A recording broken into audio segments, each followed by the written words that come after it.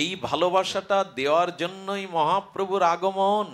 আর এই ভালোবাসাটা গোবিন্দ ব্রজে পাননি, এই জন্য 3 বাঞ্ছা পূরণের জন্য তিনি নিজে এলেন। কৈশন রাধা প্রেমা, কৈশন মধুরিমা, কৈশন ভাবে সুকতীয় ভোর। ব্রজে এই 3 বাঞ্ছা গোবিন্দেরও পূর্ণ হয়নি। তাই ভাবিয়া দেখিন মনে রাধার স্বরূপ বিনে, এ বাঞ্ছা পূরণ নাহি হয়। রাধা ভাব কান্তি ধরি, রাধা প্রেম গুরু করি, নদিয়াতে হইল উদয়। স্বয়ং কৃষ্ণ রাধা প্রেম গোপী প্রেম পাননি, তাই তাদের প্রেম পাওয়ার জন্য রাধার ভাবকান্তি নিয়ে গৌর হয়ে এসেছেন। ওই প্রেম আমি আস্বাদন করব। তো ভগবানের চিত্তেও গোপী প্রেম রাধা প্রেম আস্বাদনের লোভ জাগলো। এই প্রেমটা তাহলে কেমন, যা গোবিন্দরও লোভ জাগায়? আর সেই প্রেম দিতে গৌর এলেন। আমরা শুধু নিতাই গৌর বললাম, আর শুধু নিতাই গৌরের কাছ থেকে সেই প্রেম নিতে চাইলাম না।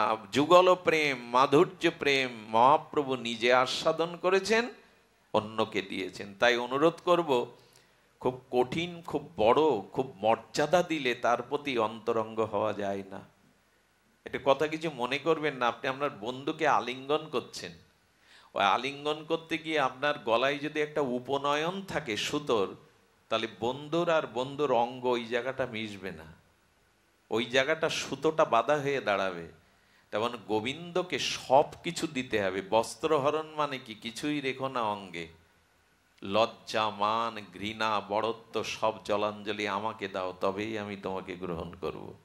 বস্ত্রহরণ মানে গোপীদের বস্ত্র নিয়ে গোবিন্দ তাদের বিবস্ত্র করছেন না, এ সংকেত হলো বাসনা বসন সরিয়ে দাও, মর্যাদা সরিয়ে দিয়ে একান্তে আমার হও। গর্ভের সন্তান বাৎসল্যময় শিশুকে স্তনপান করাতে মা লজ্জা করে কি? তার কাছে এটা লজ্জার নয়। তেমনি গোপী প্রেমটা এমন, রাধা প্রেমটা এমন, এখানে মর্যাদা নাই, এখানে তুমি আমি সম। সকারা কৃষ্ণ হেরে গেলে বলছেন, তুই হেরেছিস কানাই, কাঁদে নে। কৃষ্ণের কাঁধে উঠলে যে পা দোকানা তার বুকে পড়বে, এ ভাবনা ভগবান হলে কাঁধে ওঠা যাবে তো কৃষ্ণের? কৃষ্ণ তুই খেলায় হেরেছিস, আমাদের কাঁধে নে। কাঁধে নিলে যে পাটা গোবিন্দের বুকে পড়বে, গোবিন্দ চাইছেন তো তিনি কখনো হারেন, নিজে হেরেছেন। দেখুন একদিন খেলছে বিনোদ খেলা, গোবিন্দ দাঁড়িয়ে বলছেন, যে আমাকে আগে এসে ছুতে পারবে সেই খেলায় জিতবে। সখারা 10 জন, গোবিন্দ 1 জন, সবাই দৌড় লাগিয়েছে। সবাই দৌড় দিয়ে বলছেন আমি গোবিন্দকে আগে ছুঁয়েছি। আচ্ছা 10 জন একই সাথে ছুতে পারবে তো? সবাই বলছে কেন? গোবিন্দ বললেন, আমি হেরে গিয়ে তোদের জিতাবো বলে আমি 10 রূপে তোদের সামনে দাঁড়িয়েছি। এক একজন কৃষ্ণকে ছুঁয়ে ওরা বলছে আমি জিতে গেছি। গোবিন্দ বলছেন, ব্রজের খেলায় আমি জিতি না, আমি হেরে ওদের জেতাই। আমি ওদের এঁটো কেড়ে খাই, আমি ওদের কাঁধে চড়াই, যাতে ওদের চরণটা আমার বুকে লাগে। এই প্রেমটাই আমাদের আশা করা।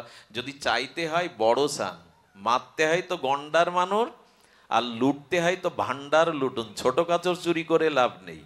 ভজন যদি করতে হয় তাহলে যুগল মাধুর্য ভজনকে চান, যার থেকে বড় আর কিছুই নেই। যে রস আস্বাদনের জন্য স্বয়ং গোবিন্দ লোভাতুর হয়ে গৌর হয়ে এসে 12 বছর গম্ভীরার মধ্যে এই রস আস্বাদন করেছে।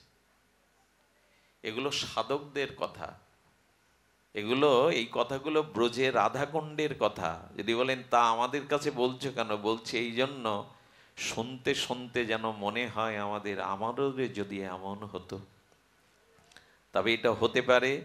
আচ্ছা, ভগবানের প্রতি আপনার প্রেম আসলে তার 8টা লক্ষণ, এটি বলেই আমরা পাঠ বিশ্রাম করব। আপনার ভগবানের প্রতি কিঞ্চিত সিন্ধু থেকে বিন্দু মাত্র প্রেম এসেছে কিনা তার বুঝবার 8টা লক্ষণ। এটা খুব ধ্যান দিয়ে শুনতে হবে। ঘুম আসলেও তাড়িয়ে দিন, অলসতা আসলে তাড়িয়ে দিন।